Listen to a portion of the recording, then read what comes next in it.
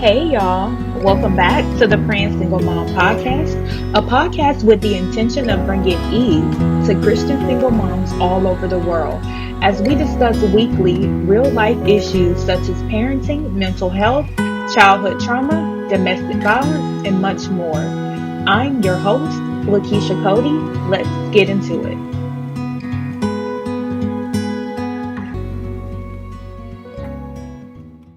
Hey y'all, welcome back to another episode of the Praying Single Mom podcast. On one of our most recent episodes, we talked about emotional and love deprivation.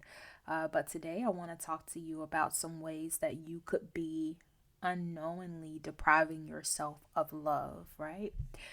Um, and yeah, it may still have something to do with how you're raised as a child, but as we know, once we know better, we do better. And even if you went through certain things as a child, you don't necessarily have to continue to allow that to stop or hinder your future or even how you are living in that present moment, right? And so some of us are having a hard time letting go of the past and living fully, right? Some of us are missing out on fulfillment and happiness. We feel empty and we really can't put our finger on why, right? Perhaps there may be something deeper going on. I know today on social media, I posted a question and I was like, how, in one word, describe your life lately? And a lot of people wrote empty, right? Right? So, believe it or not, anyone can develop an unconscious habit of self deprivation, right? And of course, this is something that may or may have not began or developed in their childhood, right? If when you were younger or when you were a child, um, if anyone has ever tried to approach you or try to attend to your needs, you would say things like, no, I'm okay, I don't need any help. And honestly, the same people that say, no, I'm okay and I don't need any help, were the same people who were love deprived as a child, where you would go to your caretaker, or you would go to your parents and you would bring issues to them and they just brushed you off, or they really didn't take you serious, and so you really couldn't rely on them, and so you just began to sweep your needs under the rug, or you handled them yourself for whatever reason. And so now that you are an adult, you don't want to receive help from anyone, or you could have felt like a burden as a child, that every time you brought an issue to your caretakers, your parents, that it was a problem. And so as a result of that, you learned how to kind of do everything on your own, and you just don't want help from anyone. And so you may come off as tough, or you may come off as a strong one, you may come off as independent, but deep down, you just want to be someone who wants to prove that you don't need help from other people, that you are fine, and that you don't want anyone to help you, you want everyone to leave you alone. That's your attitude, but deep down, you crave, you wish that someone would come in and save the day for you, right? But you're now depriving yourself. You're now pushing other people away, right? Um, and I'm pretty sure there you probably witnessed or grew up around people that did the same thing.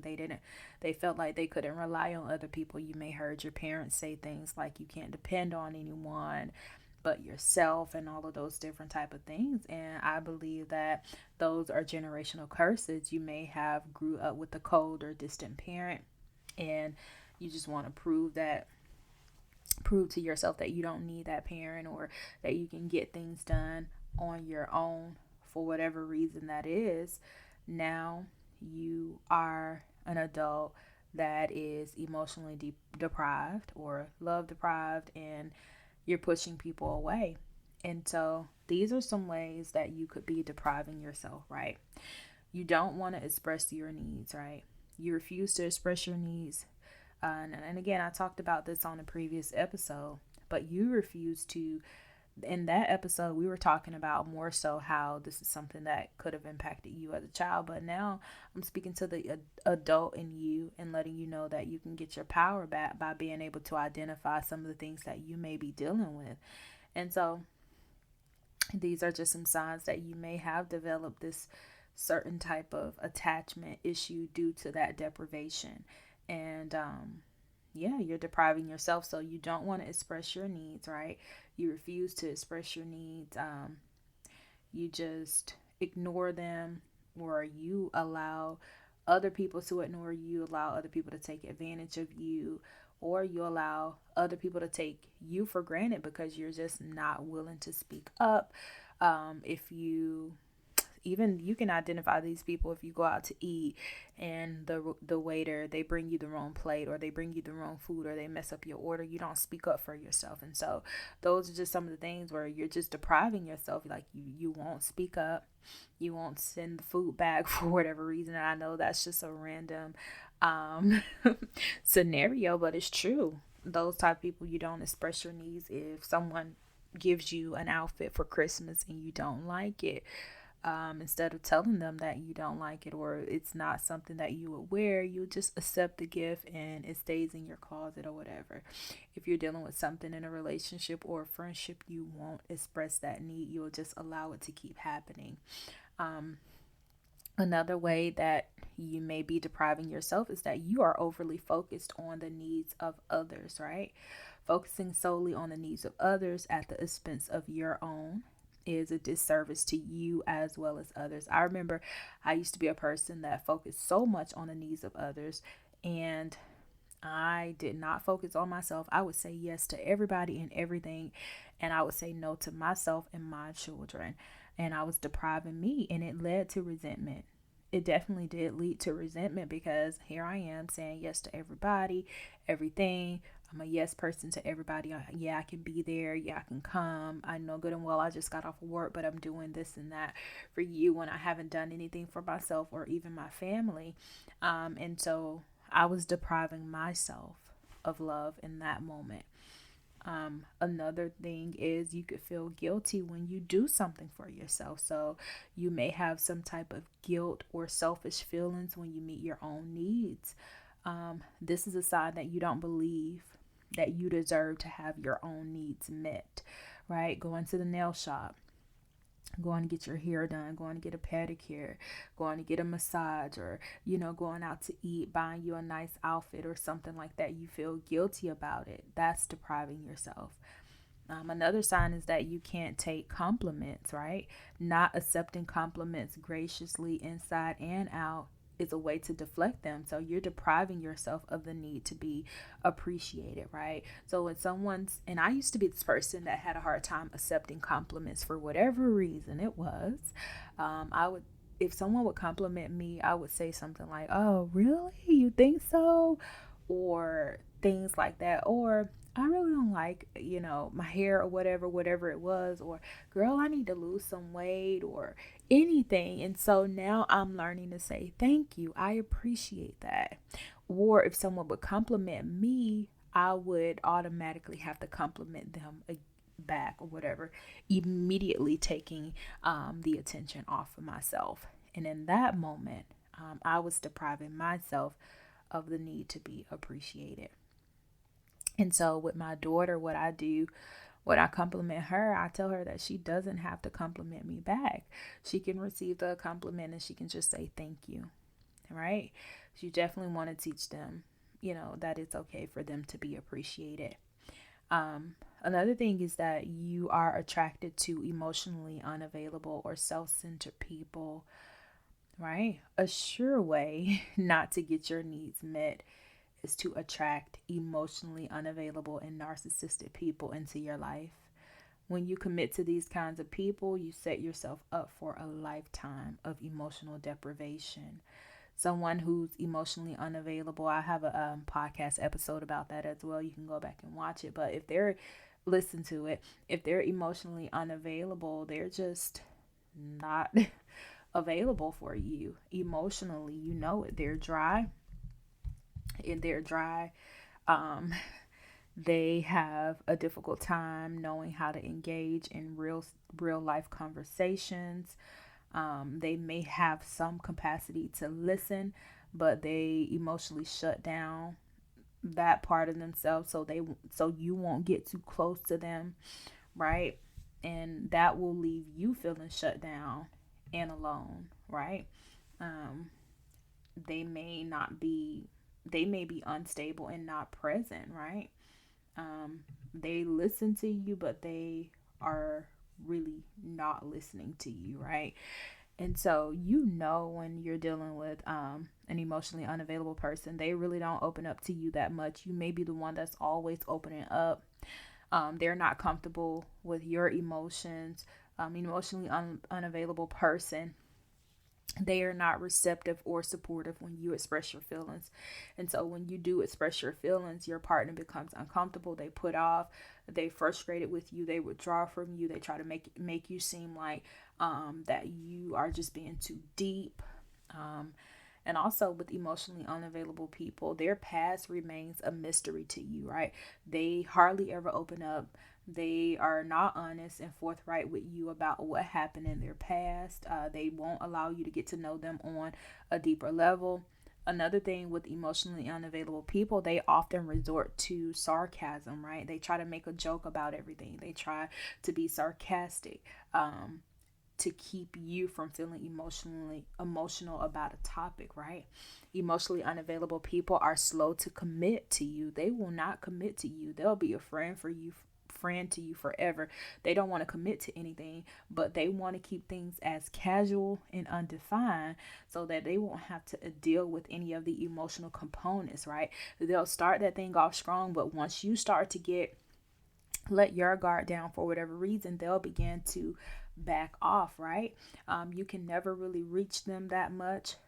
They'll likely put some type of physical distance between y'all, some type of barrier. They may even ghost you and reappear again out of the blue. They may take forever to respond to your text messages or put long gaps in between dates or when you see them. They are emotionally unavailable. And this topic really gets me going because I have been attracted to emotionally unavailable people before in the past, and it really does something to me, guys. And so, if that is you, if you're dealing with someone like that, I hope that you really get out of that because it's a terrible place to be in, right? Emotionally unavailable people, they choose physical intimacy over emotional intimacy, right?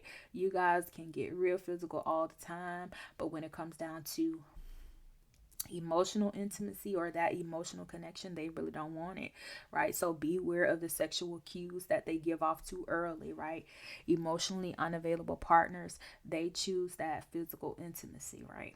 They want all of that so they don't have to deal with the messiness, the seriousness, the complications that emotions can bring into a relationship. They rarely ever make an effort. That is a big red flag, right? They really don't make an effort. If you notice that you're always the one that's planning dates, following up after a date, you might be dating someone who is emotionally unavailable. And I know that was a spill, but I really had to just break that down for you guys, right? Another thing too, if you're depriving yourself, is you expect disappointment, right? Expecting disappointment keeps fulfillment at a distance, right? You expect disappointment, so of course you're going to feel unfulfilled. You go into situations anticipating disappointment, and it just becomes a self-fulfilling prophecy, right? As a man thinketh in his heart, so is he, right?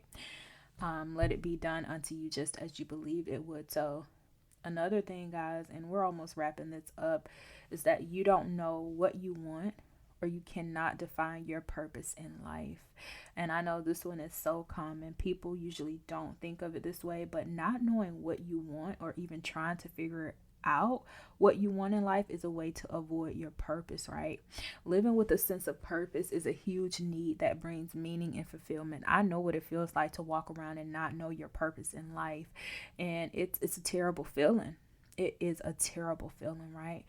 So I encourage you to figure out what it is that you're living for. Find your purpose in life, and you'll begin to uh, feel that fire that you've never felt before, right? If you're being deprived or depriving yourself, you'll also may find yourself shying away from intimacy. You avoid close relationships or deeper connections with people for whatever reason. And you have a hard time enjoying the moment, right? And so, yeah, I hope that this episode did something for you, gave you whatever it is that you needed. And I pray that now that you know better, you will definitely do better. We are not depriving ourselves of love. We are not depriving ourselves of anything. Let this last quarter of the year be the best quarter of the year for you. It's time to love on you. It's time to build yourself up. It's time to stop allowing certain things and certain people into your life. And so I just pray for the person who's listening in, God. I pray that love deprivation will not be their portion anymore. I pray that self deprivation will not be their portion anymore. Emotional deprivation will not be their portion anymore. I pray that we will no longer continue to attract emotionally unavailable people, God, but we will be emotionally available so that we can attract the right people in our lives. We will be emotionally available moms. Will be available emotionally to our children, our partners, the people that we do life with, oh God. And we just thank you for what you are doing. In Jesus' name, amen. Listen, if this episode blessed you guys, let us know. Leave a review, rate the podcast, tag us in your stories. And listen, you guys be blessed.